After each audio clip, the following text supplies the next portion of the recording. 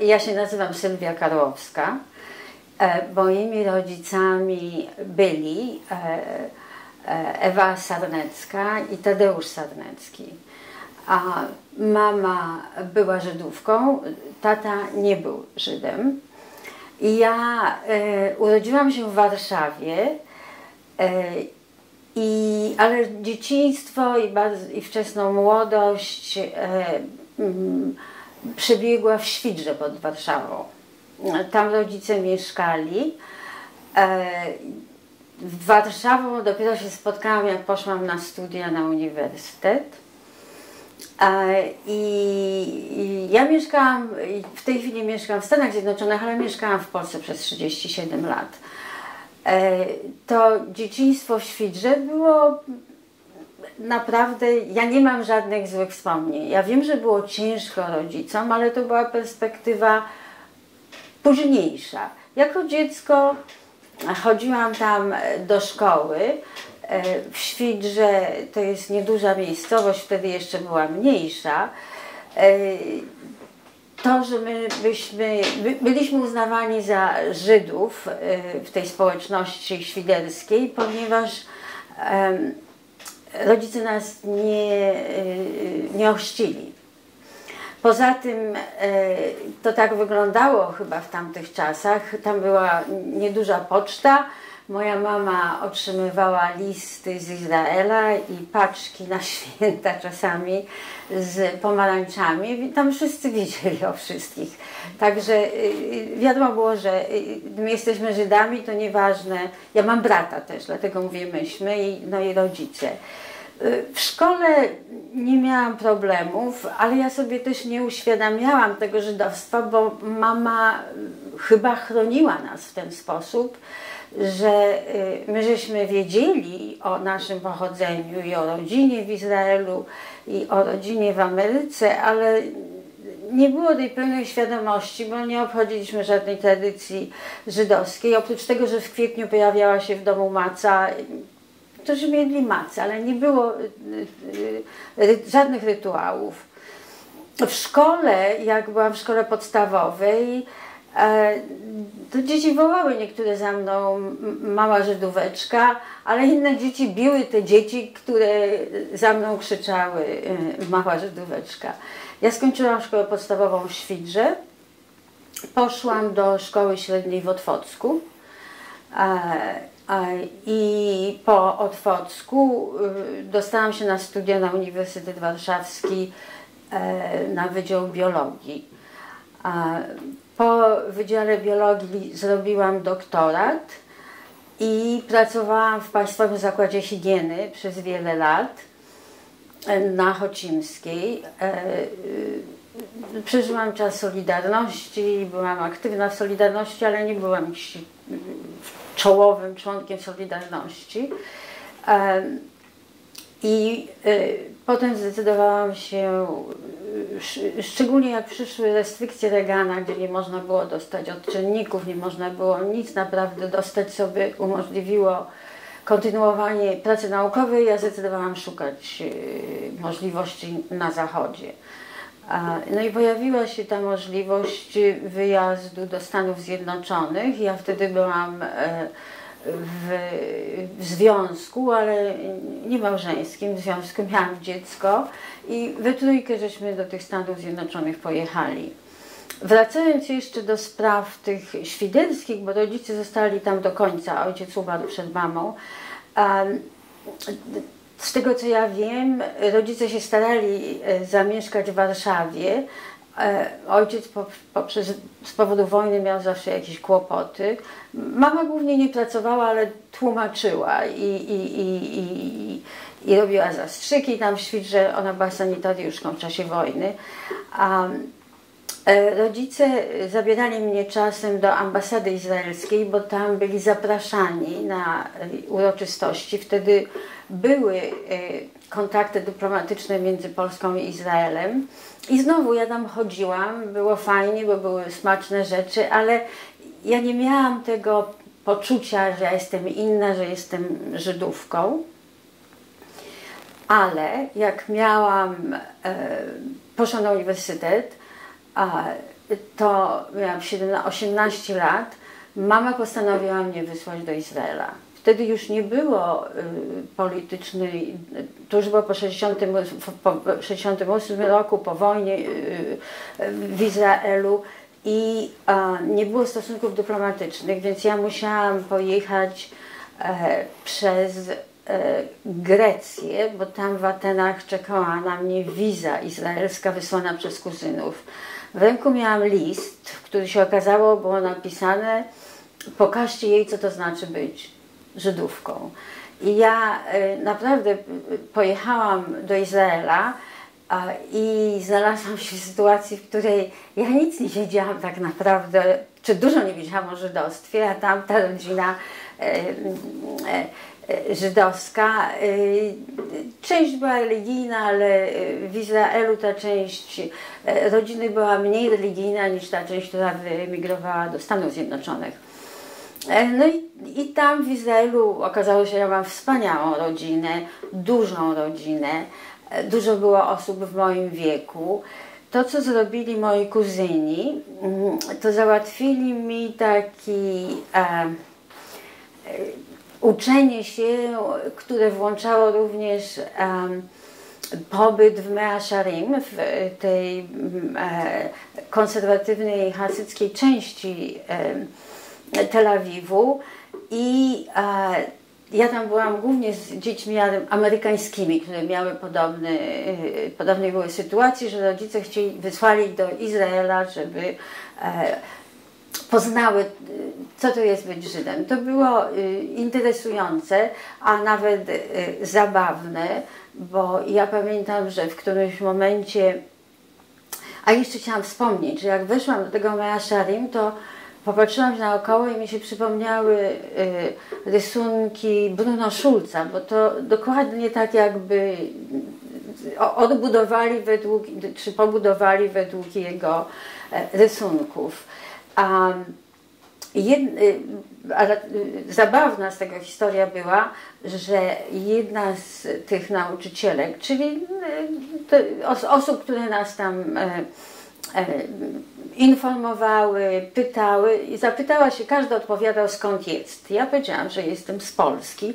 To wszystko odbywało się po angielsku, ale dużo z tych osób w Mea Shearim rozmawiało po polsku, ale ja byłam jedyną Polką w tej grupie.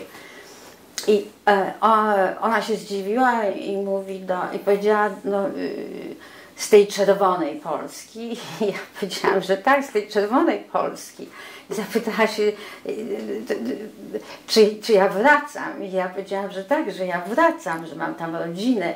Na co ona mi powiedziała, dlaczego ty wracasz do czerwonej Polski? My tu ci znajdziemy porządnego, religijnego męża i zostaniesz tutaj z nami. Oczywiście to nie wchodziło w grę. No i ja odwiedziłam Izrael jeszcze raz, tym razem przez Niemcy. Odwiedziłam Izrael jeszcze raz w czasie tym, kiedy żyłam w Polsce i w czasie tym, w którym nie było stosunków dyplomatycznych z Izraelem. I tym razem odbywałam tą podróż przez Niemcy. Tam się zatrzymałam w Frankfurcie u znajomych mojej mamy. To też było bardzo interesujące, bo ja czekałam tam na wizę izraelską, do której musiałam jechać do Bonn, żeby odebrać. To była wkładka do paszportu, wolna, żeby można ją było usunąć, jak wracałam do Polski. I we Frankfurcie mieszkałam u siostry, przyjaciółki mojej mamy z dzieciństwa. To było bardzo interesujące, bo ona się nazywała Szyfra. Ja w tej chwili nie pamiętam ich nazwiska. Szyfra była w Majdanku jako dziecko i ona powiedziała do mnie, że ona widziała moją babcię, jak stała w kolejce do komory gazowej. I ja to chciałam koniecznie powiedzieć mojej mamie, ale nie wiedziałam jak. No, powiedziałam jej przez telefon, ale Szyfra była wtedy już po 50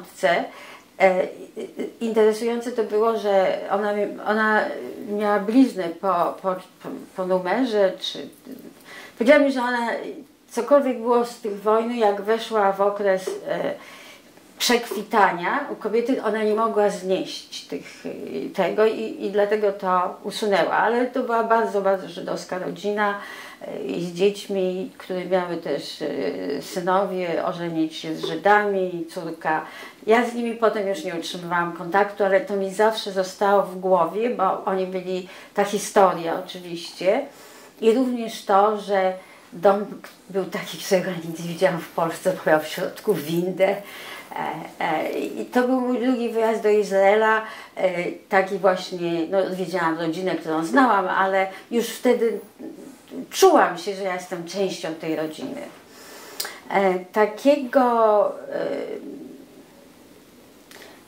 Takiej historii nie miał mój brat. On jest starszy ode mnie 8 lat, wcześniej wyszedł z domu i on miał świadomość, że matka jest Żydówka, ale mama jego tak nie pokierowała jak mnie. Ja wyjechałam, jeszcze raz wyjechałam do Izraela, już wtedy, kiedy moja córka miała 1,5 roku. Wyjechałam ze swoim przyszłym mężem, ojcem córki, który też jest Żydem po matce. I pojechaliśmy odwiedzić rodzinę, oni go bardzo polubili. Ja już wtedy myślałam o emigracji, bo już miałam dziecko. Myślałam, bo to było po Solidarności, ja już byłam zmęczona polityką i większość moich przyjaciół naukowców gdzieś wyjechała. I ja myślałam, że będzie dobrze spróbować i wyjechać, ale nawet pomyślałam o Izraelu, ponieważ ja przepadam za tą swoją rodziną tam. Pojechaliśmy i byliśmy tam u rodziny i część rodziny była w kibucu, część ja miałam rozmawiać z Instytutem Weizmana, czy mogłabym tam mieć pozycję jako naukowiec. Mojej córki ojciec jest operatorem kamery telewizyjnej i tam pojechaliśmy do telewizji. On natychmiast miałby pracę, bo telewizja izraelska jest stosunkowo młoda i praktycznie wszyscy operatorzy byli albo Rosjanie, albo Francuzi, a ojciec mojej córki Marysi mówi w obu językach, więc miałby pracę. Ja byłam gotowa pozostać w Izraelu, bo papiery obywatelstwa byśmy oboje mieli, ale nie zgodził się tata Marysi. Dla niego to była... Jemu się tam bardzo podobało, bardzo mu się podobała rodzina, ale powiedział, wiesz, to jest podobna, to jest też indoktrynacja. W przedszkolach i ta patriotyczna i mimo, że my żeśmy rozumieli specyficzną sytuację Izraela, no ale zostać nie mogliśmy, ponieważ on się nie zgodził. I bardzo krótko po tej wizycie ja dostałam możliwość pracy na uniwersytecie w Nowym Jorku.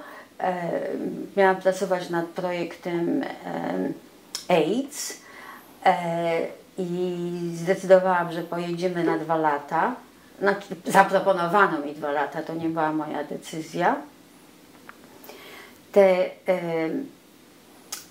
Te 2 lata zostały przedłużone o następne 2 lata. Ja się bardzo dobrze czułam w Stanach Zjednoczonych jako naukowiec, bo nagle mogłam zrobić naprawdę to, co chciałam. To były moje postdoktoralne studia. Po 3 latach wygraliśmy zieloną kartę, ale i tak już uniwersytet występował dla mnie o następną kartę. Ja byłam na wizie tak zwanej J, potem była H, a potem była zielona karta. Oni już występowali, ale ponieważ wygraliśmy, więc to już nie było problemu. Ja zdecydowałam, że na pewno zostanę, natomiast ojciec Marysi wrócił do Polski. No, próbowaliśmy utrzymać małżeństwo na odległość, ale to się nie udało. I ja w 1993 roku jak to był mój 3. rok pobytu tam, ja wyjechałam w 1990, przyjechała mama w odwiedziny, ale również dlatego, że ona dostała zaproszenie z Waszyngtonu, z Holocaust Museum, które się wtedy otwierało, żeby wygłosiła taką prelekcję, czy opowiedziała swoją historię. Mama przyjechała i niestety bardzo szybko zachorowała, dostała żółtaczki. Okazało się, że to był rak woreczka żółciowego.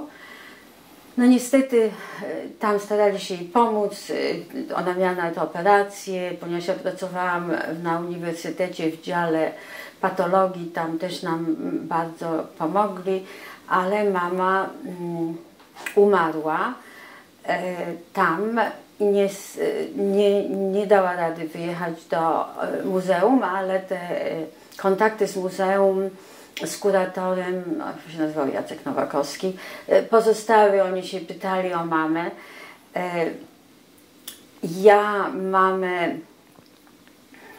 pochowałam tam na cmentarzu żydowskim z Białej Podlaskiej, z której mama pochodziła. Ten cmentarz żydowski nazywa się cmentarzem z Białej Podlaskiej i Żydzi z Białej Podlaskiej mają tą organizację. Niektórzy znali mamę i pomogli mi z tym miejscem na cmentarzu i z nagrobkiem, jak również finansowo. Ja tam mam rodzinę. Oczywiście mama była z domu rodzynek, miała tam najbliższego kuzyna Noacha, rodzynka i jest rodzina tam. Oni też oczywiście z tym wszystkim pomogli. A to przepraszam, w Waszyngtonie? W jakim mieście? To było w Nowym Jorku, ja byłam na NYU. Mama miała zaproszenie do Waszyngtonu, ale tam nie dojechała, bo ona bardzo szybko dostała tej żółtaczki i znikała tak szybko, że Marysia, która miała wtedy chyba z 5 lat, jak się sąsiedzi pytali, co się dzieje z babcią, to mówiła, że babcia jest codziennie starsza. Rak ją wyniszczył i to szybko poszło. Ja miałam tam, jak przyjechaliśmy Marysi, znaczy po śmierci mojej matki, ja kontynuowałam cały czas pracę na uniwersytecie. Ja ewentualnie odeszłam z uniwersytetu, mama tam była w szpitalu, ja nie mogłam do jej korytarzami chodzić. To było takie wspomnienie niesamowite, ale muszę przyznać, że pomagali mi ludzie, których ja nie znałam. To bardzo dużo uzyskałam pomocy od kolegów, bardziej od przyjaciół z tego uniwersytetu niż z mojej rodziny, która jest konserwatywna.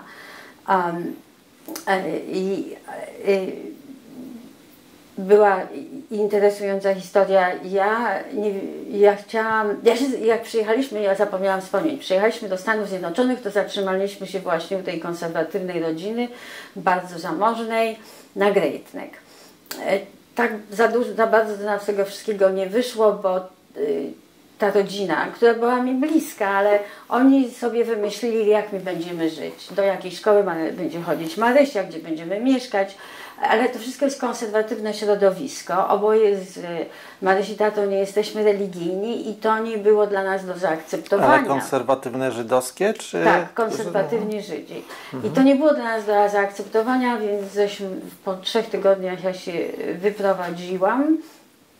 To jest ten Great Neck, to jest w tym czasie tam mieszkało sporo Żydów, którzy mieli jeszcze rodziców z Polski, którzy mówili po polsku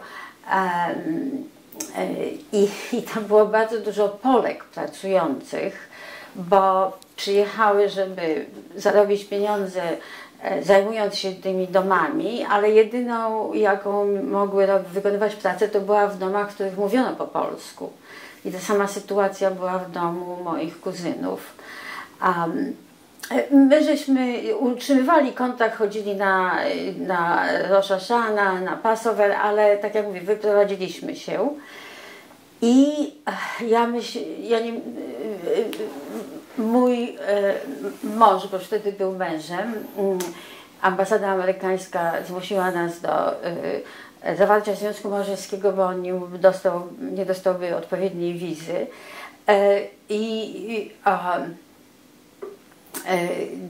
Wtedy ja tak zaczęłam troszkę krążyć. I on nie miał pozwolenia na pracę. Z tą wizą, którą ja pojechałam, to on nie miał pozwolenia na pracę, więc myśmy nie mieli pieniędzy, no ale myślałam o tym, gdzie jednak tą Marysię wysłać do szkoły. Wolałam, żeby to była szkoła lepsza niż tam, gdzieśmy mieszkali, bo mieszkaliśmy no, tam, gdzie niespecjalnie zamożni ludzie mieszkają, na Queensie, w takiej dzielnicy Elmhurst. I ja poznałam, już nie pamiętam przez kogo, chyba nie przez mamę, a może czy przez mamę, jak jeszcze żyła z kontaktów z nią przez Polskę, do pani, polska działaczka żydowska tam, pani Hirschaudt. I z nią żeśmy się spotkali, zaprzyjaźnili i ona wysłała nas, mnie, Marysię i mojego męża do rabina Bessera. Ja nie wiedziałam nic o rabin Besser. Mówił, że on ma fundusze na pomoc, na taką pomoc i żeśmy się tam wybrali. Okazało się, że on jest na 5 Avenue, że on jest jednym na bardzo wysokim stanowisku. On był odpowiedzialny za pomoc Żydom. To była fundacja Estée Lauder za pomoc Żydom, którzy mieszkali w centralnej Europie, głównie w socjalistycznej Europie. Ja tam, przepiękny budynek, myśmy tam wjechali i ja otworzyłam drzwi i zobaczyłam rabina Bessera, który był, oczywiście miał brodę i kapelusz i kaftan i prawie, że się cofnęłam.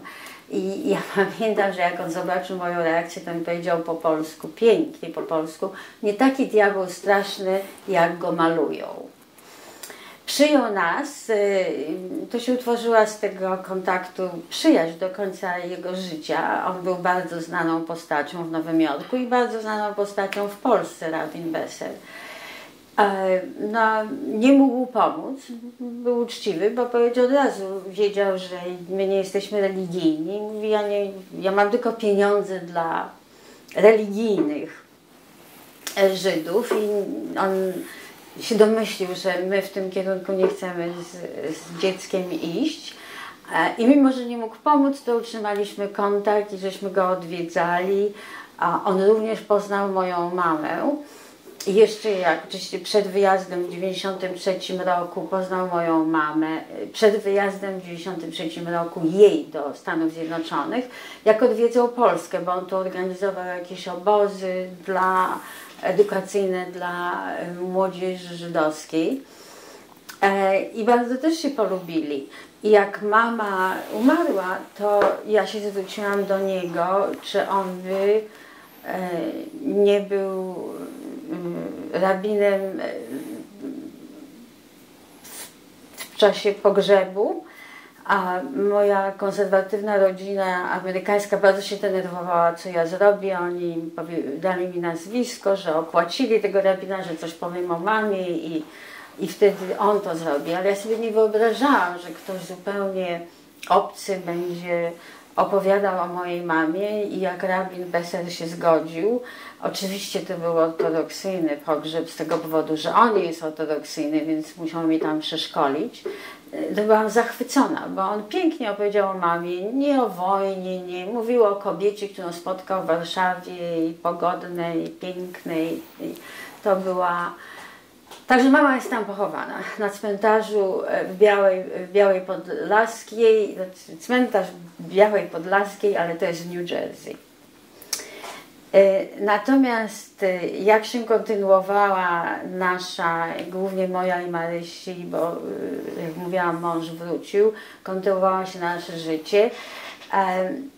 Ja zmieniłam pracę, dostałam pracę w Bayerze i przeniosłam się do Westchester, do miasteczka Dobsfery, bo praca była w Tarrytown.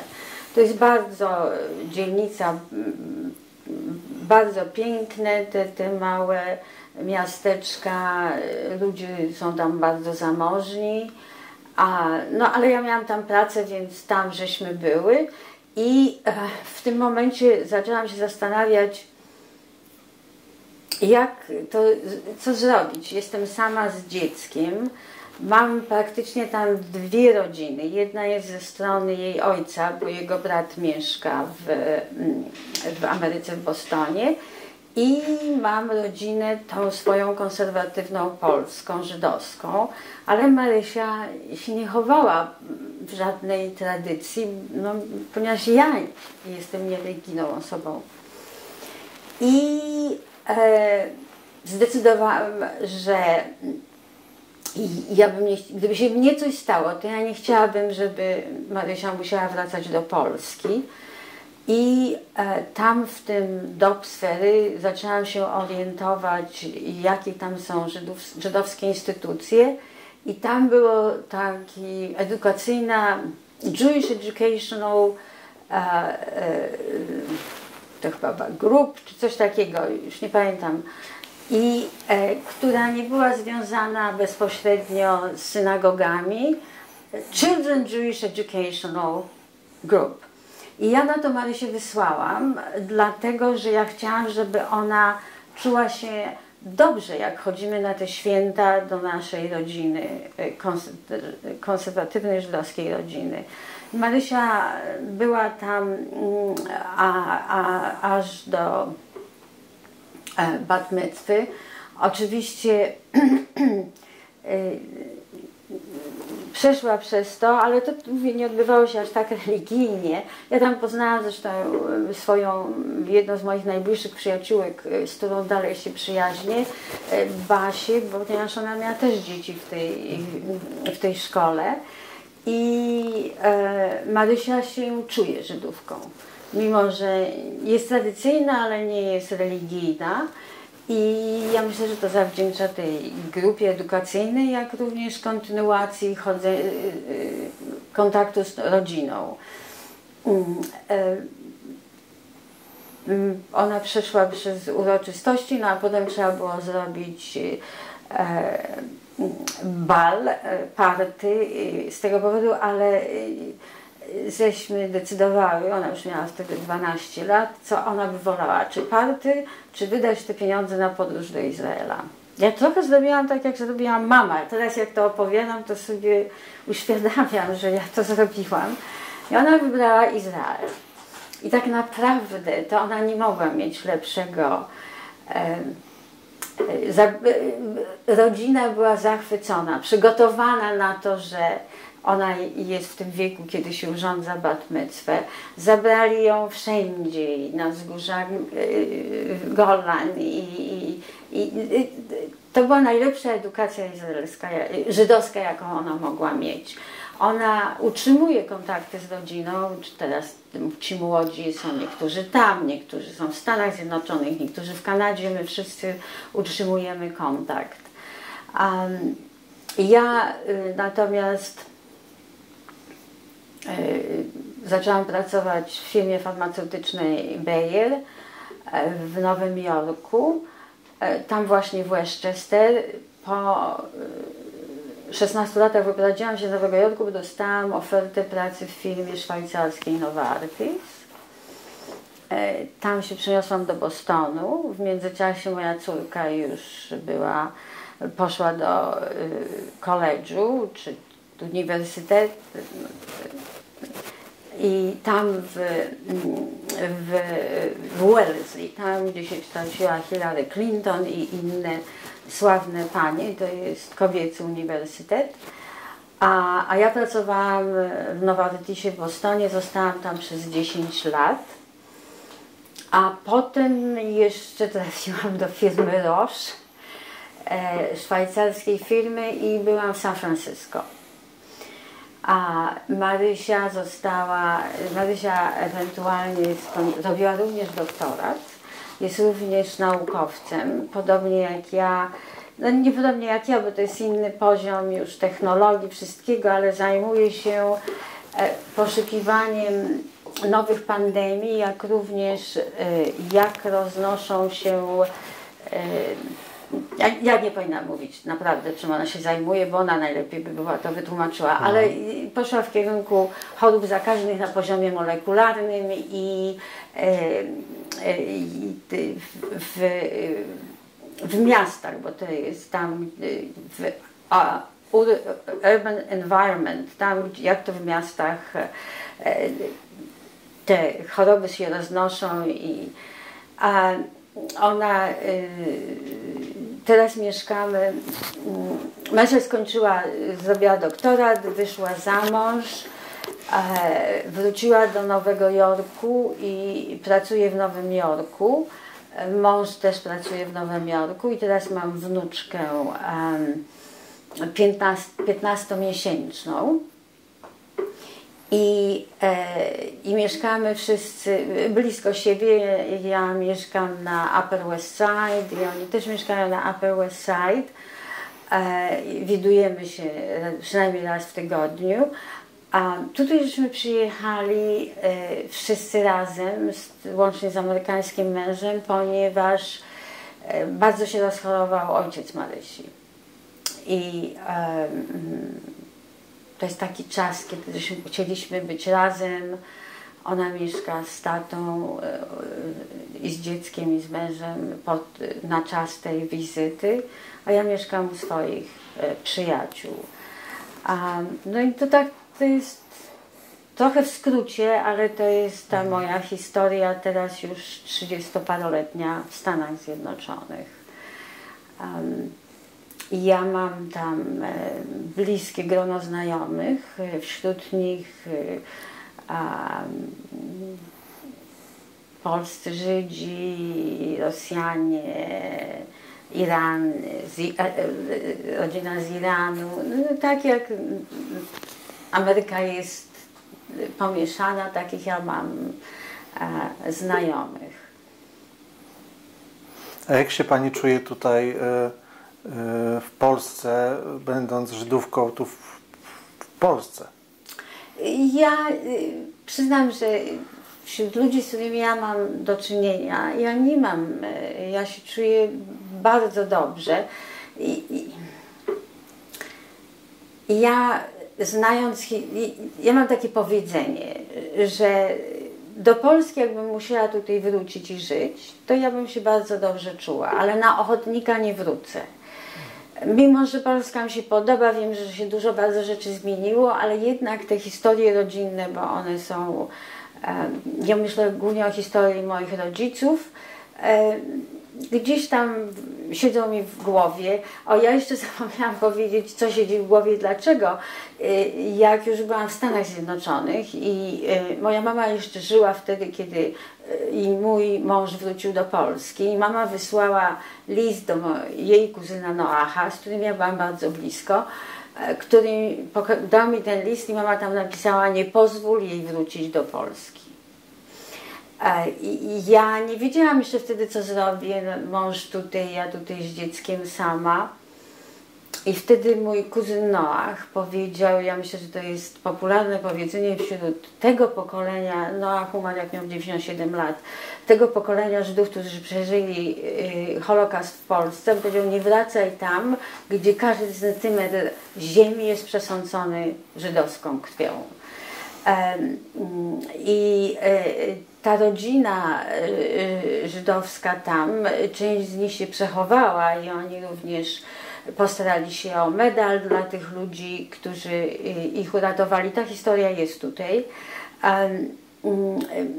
Oni byli wdzięczni tym ludziom, którzy ich przechowali, ale uważali, że Polska jest pełna antysemityzmu. Mnie zawsze było trudno.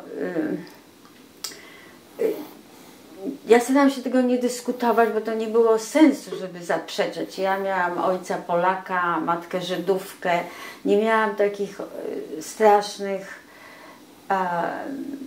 wspomnień i tak jak mówię, dyskutowanie z tą rodziną o antysemityzmie polskim dla mnie nie miało sensu, bo ja nie chciałam ich urazić, ale rozumiałam pozycję. On był Żydem i nie mówił dobrze po polsku. Jak mówił po polsku, to z bardzo silnym akcentem. To nie było szansy, żeby nie rozpoznać go jako Żyda. Natomiast moja mama mówiła pięknie po polsku, co pewnie jej pomogło przeżyć wojnę.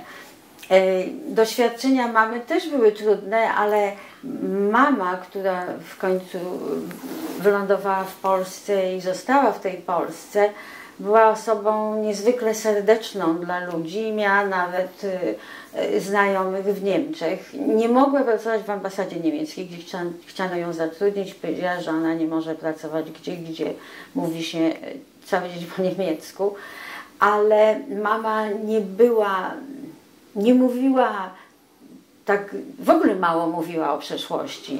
Niestety, teraz dygresja, której powiem, jak ja się dowiedziałam dużo o historii rodziny, ale mama nie mówiła o antysemityzmie. Moi rodzice byli niesamowicie tolerancyjni. My mieliśmy w tym Świdrze, jak ja byłam w szkole podstawowej i później, dużo sąsiadów, którzy byli Cyganami. I ta wieś była przeciwko tym Cyganom i mój tata prosił mnie, żebym ja im pomagała w lekcjach, bo może to im pozwoli jakoś... Byli bardzo, bardzo tolerancyjni moi rodzice.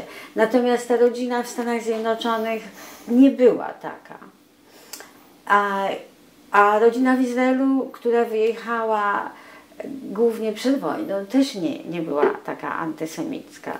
Także, znaczy nie była taka wroga dla Polski, uważając, że Polska jest głównie antysemicka. Jakoś to we mnie siedzi chyba w tym sensie, że ja bym nie chciała wracać do Polski i tutaj mieszkać. No oczywiście moje dziecko jest tam, ale tak jak mówię, jak tu jestem w Polsce i spotykam się z ludźmi, których jesteśmy zaprzyjaźnieni od wielu, wielu, wielu lat, dla nich nie ma żadnego znaczenia, że ja jestem pochodzenia żydowskiego. To są ludzie, którzy znali moją mamę, za którą przepadali. Tak jak mówię, ja byłam chowana przez tą matkę tak, że nawet jak za nami krzyczeli, no właśnie mała Żydówka czy coś takiego, to ja ani się nie bałam, ani... Jak mi to rodzice tłumaczyli, to ja naprawdę nie pamiętam. Rodzice o wojnie nie mówili, ale przyjechała do nas pani Prekerowa. Ona pisała książkę o Żegocie i robiła z rodzicami wywiady. I ja z tych wywiadów bardzo dużo się dowiedziałam. Również połączyły się takie rzeczy, które pamiętam. Nie jestem pewna do tej pory, czy to wydarzenie, które za chwilkę opowiem, miało coś wspólnego z wojną, ale wydaje mi się, że tak. W tym domku w Świdrze, który rodzice byli zmuszeni mieszkać w Świdrze, nie mogli dostać zamieszkania w Warszawie, przez bardzo, bardzo, bardzo, bardzo długi czas. Kiedyś pojawiła się pani, która klęczała przed moją mamą i prosiła o przebaczenie.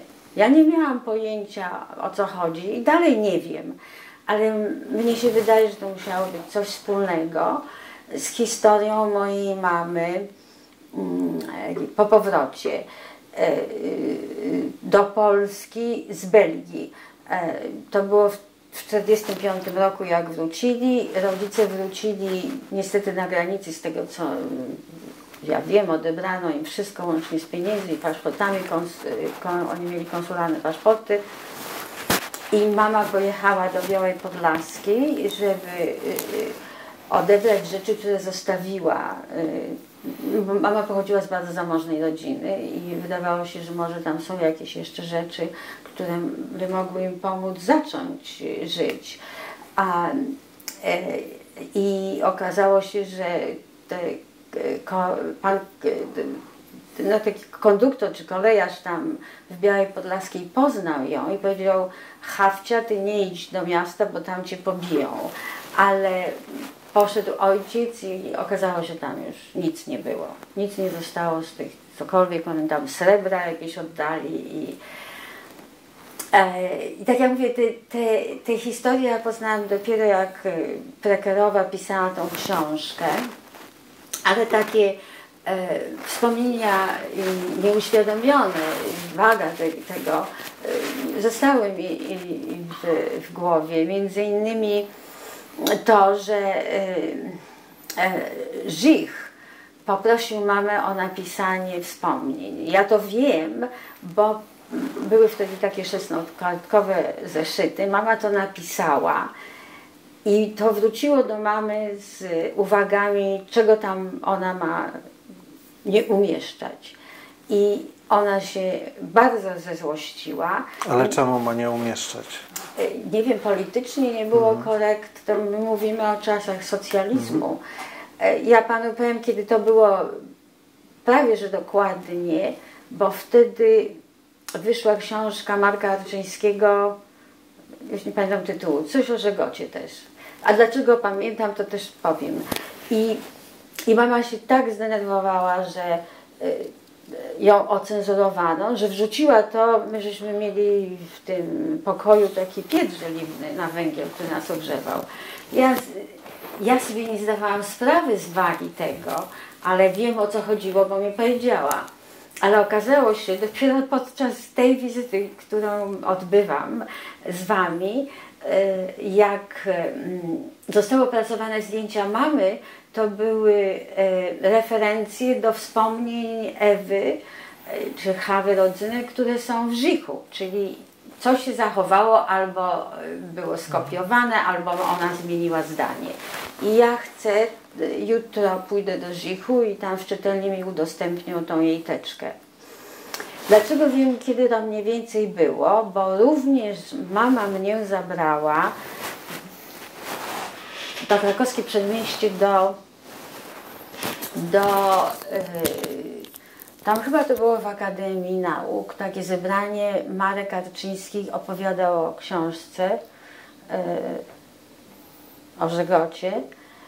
I ja pamiętam, on siedział tam na dole i myśmy siedziały z mamą i to było bardzo tak pozytywnie, jak Polacy pomagali i moja mama, która takich rzeczy nie robi, w którymś momencie wzięła mi za rękę, wstała i głośno powiedziała: z tego, co opowiadasz, to wynika, że w Polsce zabrakło Żydów do ratowania.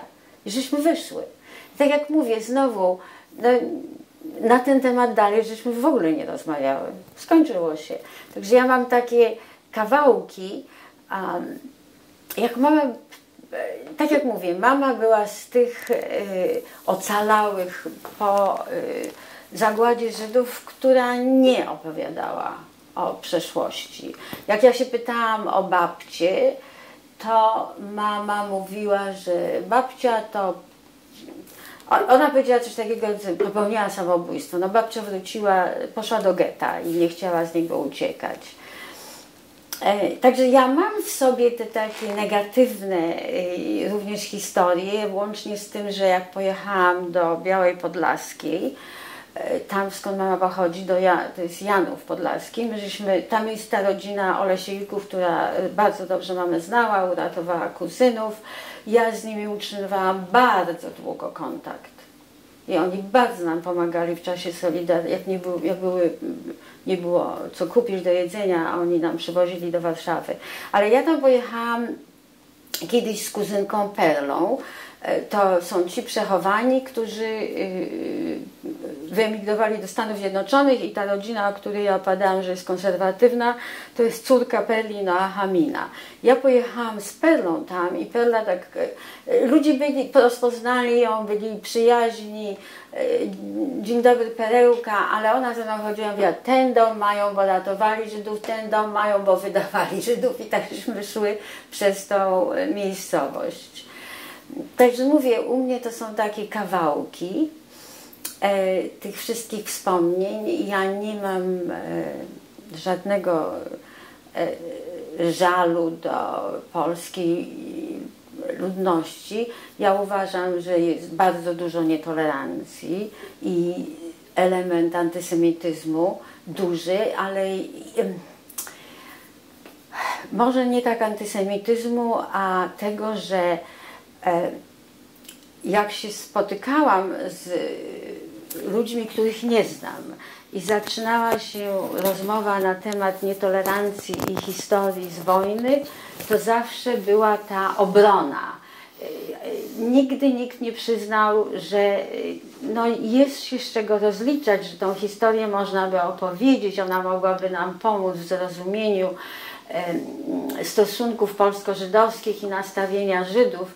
Nie, to zawsze było właśnie, to nie, no nie, że nieprawda, ale nie było refleksji, że to nie było tak, że Polacy nie wydawali Żydów i jedwabne, te wszystkie historie, które potem wyszły, jeżeli się je dyskutowało wśród Polaków, to ja zauważyłam, że bardzo duża część tej reakcji to była, że to jest niesprawiedliwa ocena Polaków w czasie wojny. I ja myślę, że to jeszcze ciągle istnieje, ale mam nadzieję, że nie w nowym pokoleniu, chociaż i z młodymi ludźmi miałam rozmowy, ale ci młodzi ludzie w większości nie mają, ja nie wiem, czy to jest... Oni nie mają żadnego stosunku, Żyd, nie Żyd, z tymi, z którymi ja rozmawiałam. Marysia ma tutaj, moja córka, przyjaciół, z którymi spędzała wakacje. Oni wszyscy wiedzieli, że ona jest Żydówka. Ona jak była tutaj jako nastolatka, trochę wyczuwała i jak oni chodzili na mszę w niedzielę, ona nie chodziła, to ona nie mówiła, że ja jestem Żydówką, tylko mówiła, ja nie jestem katoliczka. Także coś tam się zasiało chyba w czasie tych amerykańskich wizyt u tej konserwatywnej rodziny, która tak bardzo nie lubiła Polski za antysemityzm, że to w Marysi trochę zostało. Ale generalnie naprawdę ja uważam, że to, co się musi zdarzyć w Polsce, to musi być większa świadomość tego, co się zdarzyło, zaakceptowanie tego.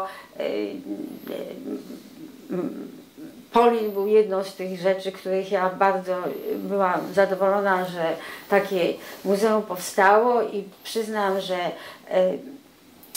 ja chciałam oddać coś o mamie do Polina, bo ja uważam, że gdyby Polin istniał wtedy, kiedy mama oddawała dokumenty do Waszyngtonu, to ona by tego nie zrobiła, tylko oddałaby tutaj, więc dlatego chciałam, żeby również była część mamy historii, część mamy w Polsce i w Warszawie, znaczy niekoniecznie w Warszawie, w Polsce. Także... I pani coś przekazuje, tak? Ja przekazałam, może zacznę od Muzeum w Waszyngtonie. Jak szukali kuratorzy z Waszyngtonu materiałów, nie tylko oczywiście w Polsce, to znaleźli raporty mamy w Żychu, ponieważ ona była, jak pracowała dla Żegoty, była łączniczką między getami i obozami pracy dla Żydów i dostarczała pieniądze i fałszywe dokumenty. I musiała się z tego rozliczać, więc były te raporty. I kiedy oni odnaleźli mamę, to już z tej Żegoty, to w Polsce to była ona i Bartoszewski, którzy żyli. I ona oddała do nich rodziców Ken-karty i mój ojciec, który był między różnymi pracami, którymi się zajmował, nie wiem jak to powiedzieć, był również poetą. I on istnieje w antologii poetów polskich jako poeta łódzki. Mój ojciec wydał, to chyba było w 1944 roku, taki mały tomik poezji poświęconej wyłącznie Żydom Warszawy. On tam też miał taki swój wiersz, który w czasie mojego życia tutaj w Polsce zawsze na rocznicę powstania recytowano. Ja pamiętam początek tego hymn ten pomiędzy poświęcam walczącym z wroga przemocą polskim Żydom Warszawy. No i to było dłuższe oczywiście, ale tam były i poezja chyba Miłosza, bardzo znanych, i to mama miała oryginał i to też dała to były te rzeczy, które ona miała. Ja natomiast szukałam, co mogłabym przekazać, co jest oryginałem. Ja przyszłam do Opolina, żeby odwiedzić po prostu muzeum i zaszłam do którychś z biur, a tam wiedzieli, jak powiedziałam, że pochodzę z rodziny rodzynek, o kogo chodzi, ponieważ była historia Noacha i Perli, ze wspomnieniem też mojej mamy o ocaleniu, o tym przechowaniu przez jakiś czas w Janowie Podlaskim. I jak tu przyszłam po prostu jako turysta, czy przyjść i obejrzeć, to właśnie tak sobie pomyślałam wtedy, że dobrze by było, żeby coś było też o mamie. Jak wróciłam, to pomyślałam, że to, co ja mam, to, co jest cenne, to, że ja mam zdjęcia mamy sprzed wojny, z Białej, a mam je dlatego, że dostałam je z Izraela, od kuzynów. Mam zdjęcia mamy z czasów wojny. Ojciec zrobił dużo zdjęć i mam oczywiście zdjęcia po wojnie i to pewnie się rzadko zdarza, żeby mieć dokumentację zdjęciową osoby, która przeżyła zagładę Żydów. I zapytałam się, jak poszłam do tego biura, czy oni byliby tym zainteresowani. No okazało się, że instytucja była zainteresowana. Ja przekazałam te zdjęcia.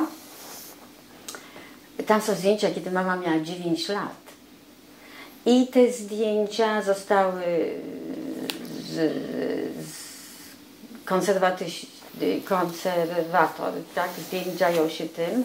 Teraz będą, z czego Przemek powiedział, że będą digitalizowane. I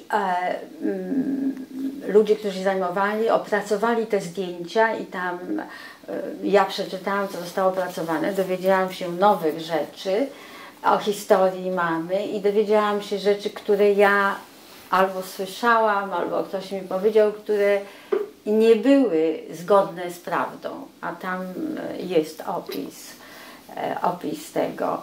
Także no mówię, bardzo się cieszę, że mam tą możliwość, żeby opowiedzieć tą historię mamy, że będzie coś tutaj jako dokumentacja. Moja córka też się zgodziła, że opowie. To będzie ciekawe, jak ona odebrała to, jak była chowana, te trudne żydowsko-polskie wizyty u tych urodziny. Częściej niż ja głównie dlatego, że tak jak mówię, rozchorowałam się i Marysia na pewno jeszcze będzie tutaj, szczególnie jeżeli ojciec przeżyje i no zobaczymy, jak to będzie, ale na pewno ona powiedziała, że ona to zrobi. Co mnie cieszy, bo ona coś tam wiedziała, ale nie była tak szczególnie zainteresowana i ja jej do tego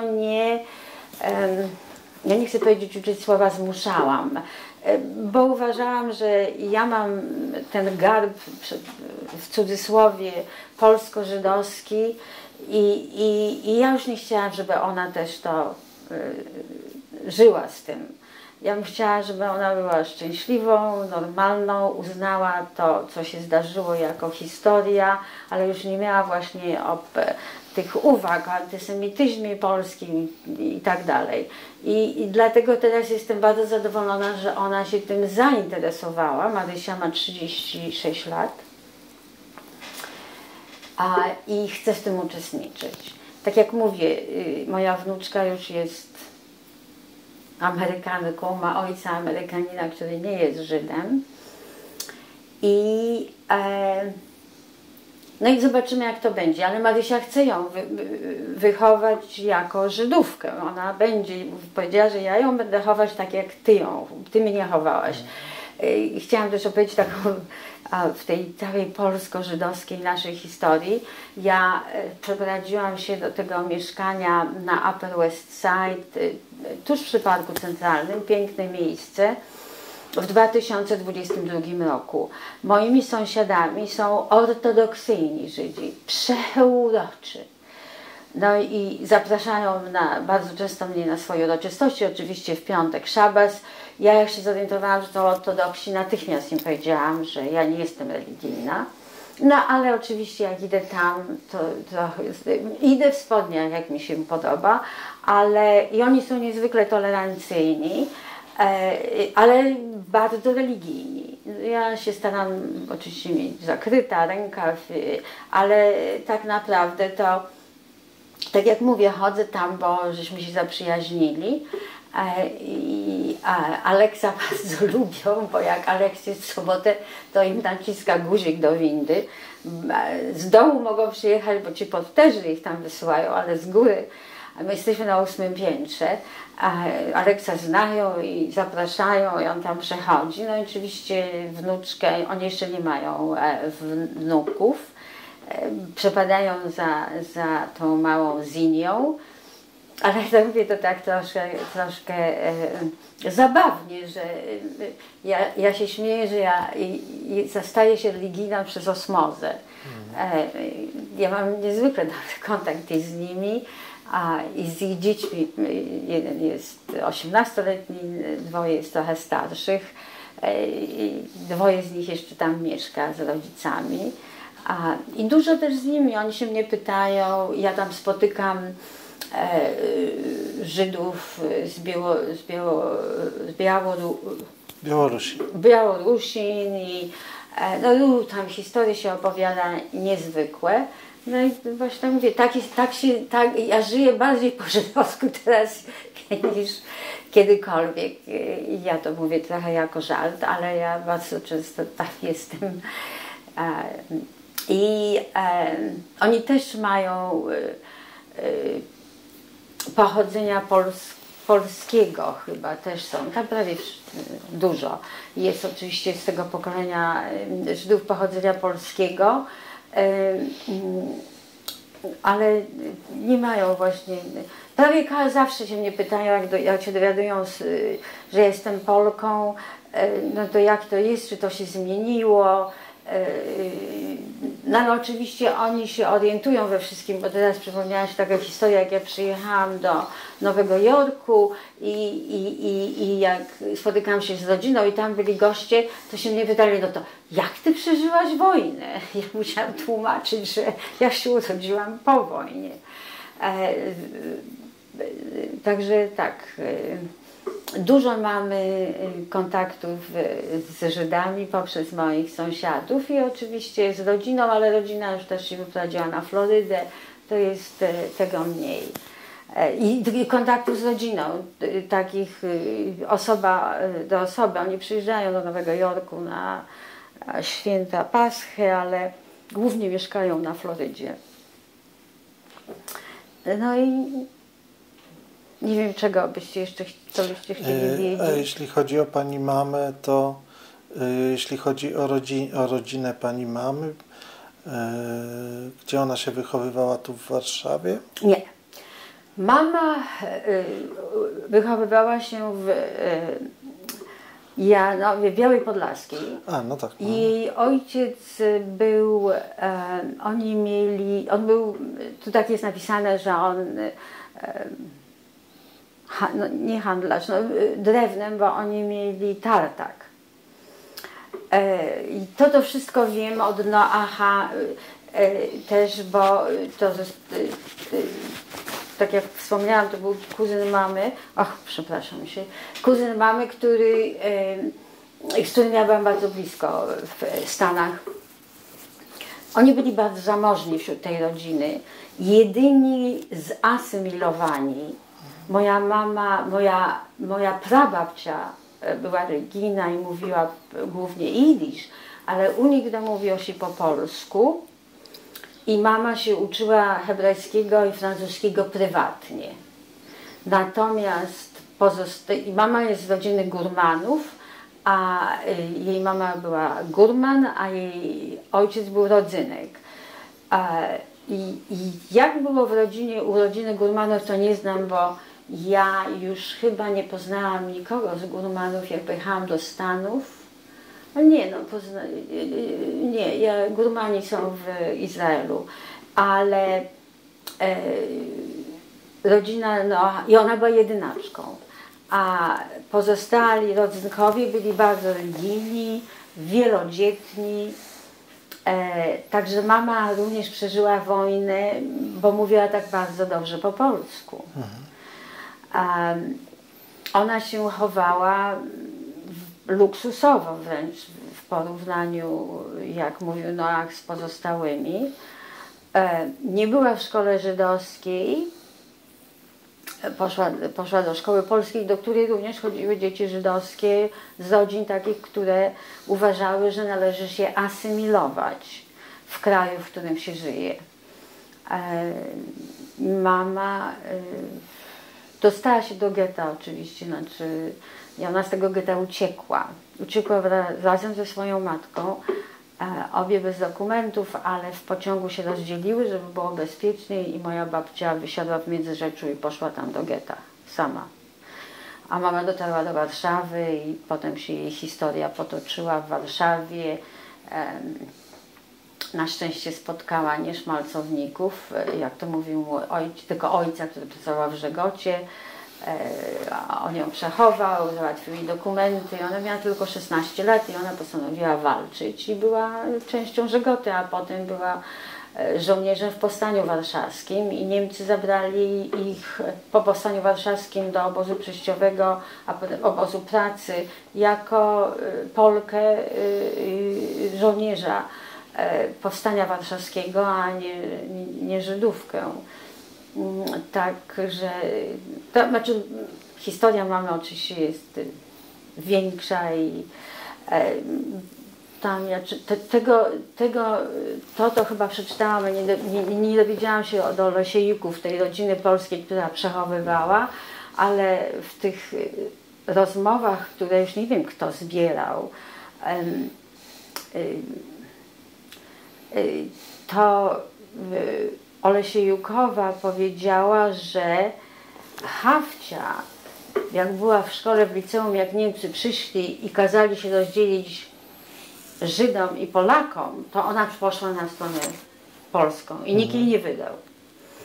To jeszcze jak była w szkole, w liceum. Ja też chcę coś powiedzieć właśnie, pan się pytał, jak ja się tutaj czuję jako Żydówka. No bo pierwsze ja się czuję jako Polka i jako Żydówka, to są równe części, ale drażnią mnie niektóre rzeczy. Jak już można było o Żydach mówić, to Olesiejukowie, którym Perła i Noach zapewnili to, że oni dostali ten medal Sprawiedliwych Świata, przez długi czas nikt się tym nie zajmował, ale jak przyszła moda na Żydów, to oni nie mogli się opędzić od wizyt reporterów, prasy. Ja ich odwiedziłam w Polsce w czasie jednych z moich wizyt. My teraz mówimy o pokoleniu trzecim od tych, którzy ratowali. Dzieci, których ratowali, byli w tym samym wieku, co moja mama. I co Perła i Noach, oni mniej więcej byli w tym samym wieku. Także teraz już są wnukowie. Wspaniała rodzina. Mam pełno różnych wspomnień, jak my żeśmy odwiedzali ich w czasie Solidarności i stanu wojennego głównie.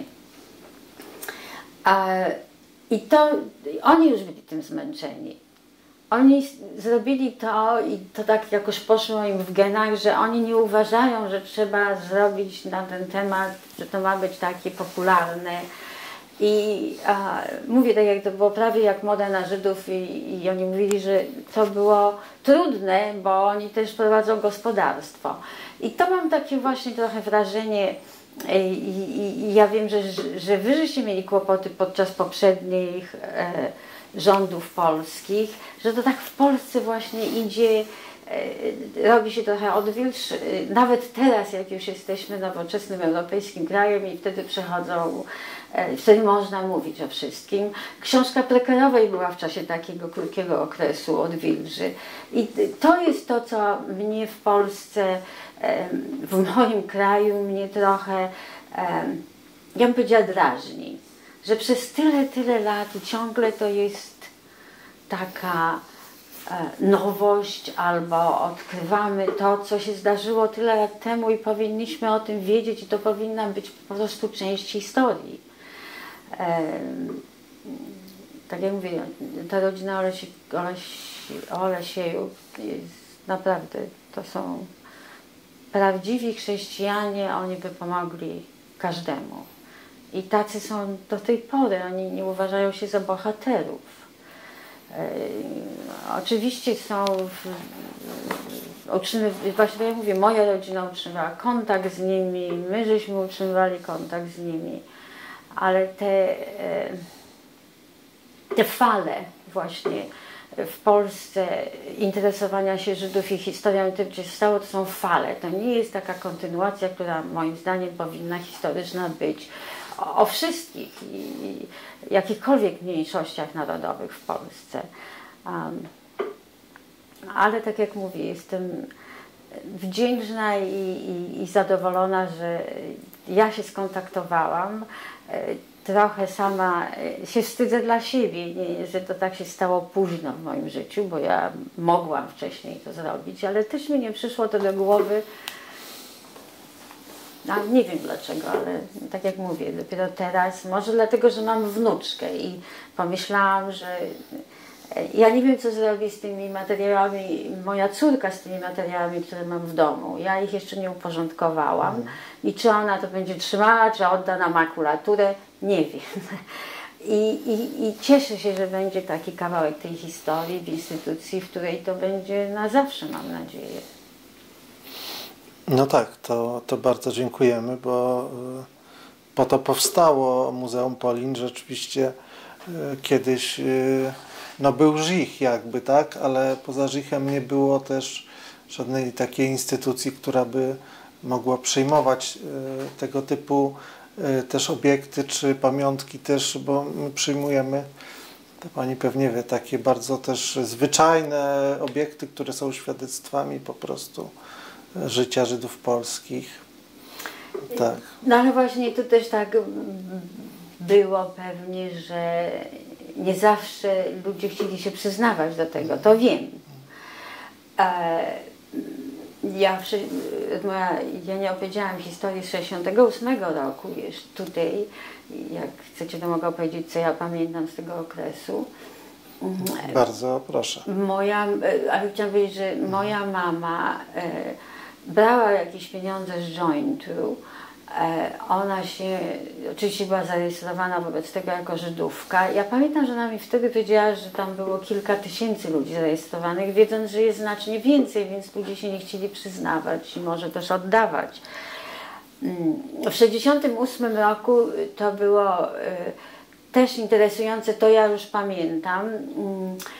I też mi to pewnie w głowie siedzi i dlatego mówię, że nie jestem pewna, że ja bym chciała resztę życia spędzić w Polsce, bo gdzieś tam ta Żydówka we mnie tkwi.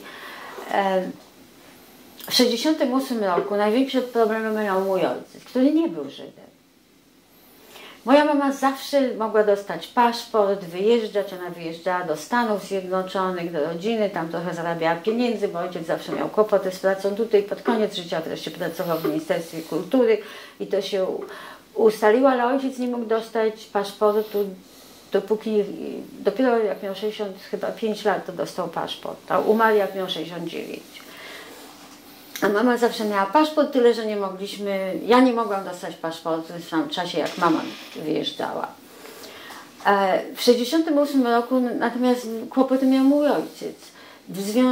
I to jest ten objaw antysemityzmu w Polsce w tamtych czasach, ja nie mówię o dzisiejszych czasach, bo ojciec przez historię bycia członkiem Żegoty, to wystarczyło, żeby jego traktowano jako, nie wiem, czy przyjaciela Żydów, czy Żyda.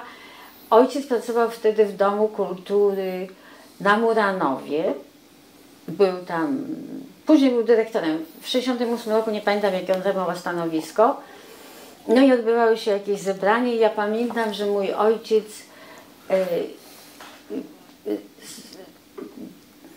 bardzo się zeźlił w czasie tego jednego z tych zebrań i jak przyjechał do domu, to powiedział: ja opuściłem spodnie na protest, chciałem powiedzieć, że ojciec nie był obrzezany. I w 1968 roku mama nawet miała takie inklinacje, żeby wyjechać, ale mój ojciec był patriotą polskim. On uważał, że z antysemityzmem trzeba walczyć, a nie po prostu wyjechać. Ale poza tym, ponieważ był poetą, pisał, dla niego to jest to, z czego on czerpał inspirację. Natomiast jeździliśmy do Warszawy żegnać się z znajomymi Żydami. Moi rodzice mieszkali bardzo biednie w tym Świdrze. Myśmy mieszkali w domku, który był wybudowany w 1942 roku przez właścicieli. On miał zakład fotograficzny, ale fakt, że został to wybudowany w czasie wojny, to byli bardzo zamożni ludzie. Ja pamiętam ich imię i nazwiska. I oni wybudowali sobie taką daczę. I to był dom, który był z desek, miał kolki między deskami, które opadły. Zimą to był szron na tych deskach.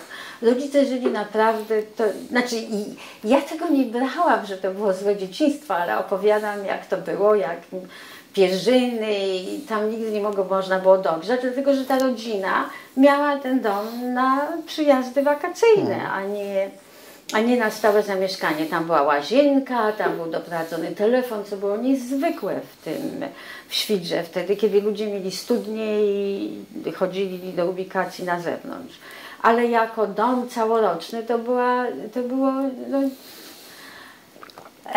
natomiast jak pojechaliśmy do Warszawy żegnać się z tymi znajomymi, to jeździliśmy po pięknych mieszkaniach, pięknie wyposażonych, do generałów.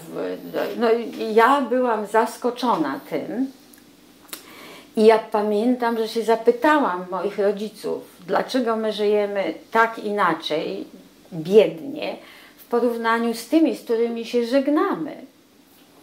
I tak ja pamiętam 68 rok, bo te protesty, ja byłam w szkole w Otwocku, to tak, tam aż tak to nie docierało. A poza tym pewnie moi rodzice starali się mnie też separować od tego, tak jak mama całe życie, to żydostwo było takie obok. I ten 68 roku tak mi utkwił w głowie. Ja pamiętam te wizyty w tych przepięknych mieszkaniach znajomych rodziców. Ci znajomi przyjeżdżali do nas do Świdra, bo tam moja mama była niezwykle dobrą gospodynią, urządzała i przyjeżdżali ludzie głównie polska inteligencja, chociaż jak tam w Świdrze moja mama miała, na każdym poziomie miała przyjaciół. Ale ja nie jeździłam do nich. Może rodzice jeździli, jak były wizyty. Ja tylko poznawałam tych ludzi przez te obiady i u nas. Tam był taras, latem było przepięknie. I to mi utkwiło w głowie, jak to było. I oczywiście rodzice mi nie tłumaczyli, no ale ja sobie potem już zdawałam sprawę, że jedni bardziej współpracowali, czy zasymilowali się z tym socjalizmem i jakoś mniej ich dotknęły tę przeszłość. Mój ojciec uczył się razem w liceum z marszałkiem Spychalskim. Ja wiem, że wielokrotnie unikał problemów, bo się zwracał do niego o pomoc.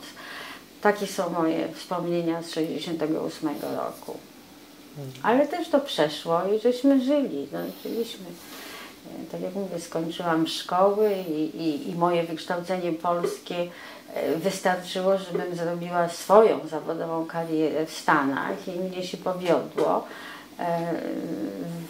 Mówiąc o finansach, także żyję wygodnie w Stanach. Ale tak jak mówię, ja jestem Polką, ja się tego nie...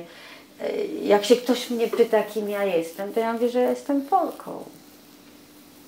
Ja się nie identyfikuję, dla innych się nie identyfikuję, mogłam powiedzieć, że jestem Żydówką z Polski. Nie, ja mówię, że jestem Polką. To dla mnie jest moja identyfikacja. No super, bardzo dziękuję za rozmowę. Tak, Rzeczywiście bardzo chętnie też porozmawialibyśmy z Pani córką, zobaczyć jak ona na to patrzy, prawda? No to będzie interesujące i dla mnie, bo tak się nie... Przynajmniej Ameryka jest dosyć specyficzna. Te dzieciaki kończą 17 lat, wyjeżdżają, wracają do domu na jakieś święta i wychodzą za mąż. Tych historii rodzinnych my nie opowiadamy sobie, ale Marysia przeszła przez ten okres właśnie wizyt u tej konserwatywnej rodziny i ona miała, ja wiem, że miała swoje problemy z tym. No, ale taka jest nasza historia. Dziękuję bardzo. Czy coś chciałaby Pani dodać, cokolwiek jeszcze na zakończenie, co warto, żeby tu padło Pani zdaniem? Może mi Pan pomóc z tym, czy jest jakiś aspekt życia, czy Pan przeprowadza te wywiady